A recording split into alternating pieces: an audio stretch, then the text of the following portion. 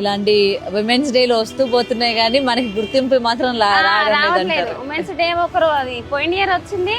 ఇది మా జిహెచ్ఎంసీ వాళ్ళకి రన్నింగ్ పోటీ అని పెట్టిరు మేడం. అది నేను ఫస్ట్ టైం గెలిచిన, సెకండ్ టైం గెలిచిన. దానికి అసలు ఎవరు కూడా గుర్తించలేదు నన్ను. కాళ్ళు నొప్పులు, నాకు బాడీ పెయిన్స్, చాలా బాధ. ఏం లేదు, ఏంటంటే అయిపోయిందమ్మా ఇంకేం లేదని పంపించేసిరు. అది స్టేడియం పోయినాం మళ్ళీ. అవునా, రన్నింగ్ రేస్ కాంపిటీషన్ పెట్టిరు. పోయినా second time, first time 3 time నేనే వచ్చిన. దానికి అసలు నువ్వు పరిగెత్తినవు, గెలిచినావు అని అసలు ఎవరన్నా గింత కూడా ఇది లేదు సార్.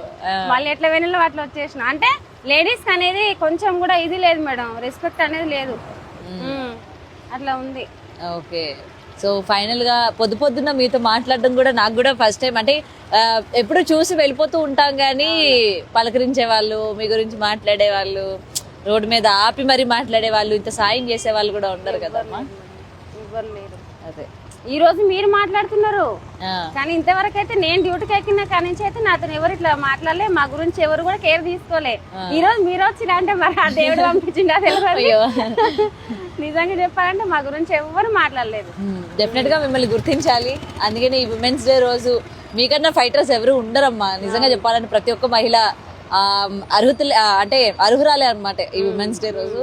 సో బిగ్ టీవీకి అందరికీ కూడా చెప్పండి, మహిళలకి హ్యాపీ విమెన్స్ డే అని చెప్పండి. అందరికి నా తరఫుగా హ్యాపీ విమెన్స్ డే ప్రతి మహిళకి చెప్తున్నా నేను. అందరు సంతోషంగా ఉండాలి, అందరిలో మనం ఉండాలి. మమ్మల్ని గుర్తించినందుకు మీకు ధన్యవాదాలు, చాలా థ్యాంక్స్. మేము కూడా ముందుకు వెళ్ళాలని కోరుకుంటున్నాం మేడం. డెఫినెట్ గా.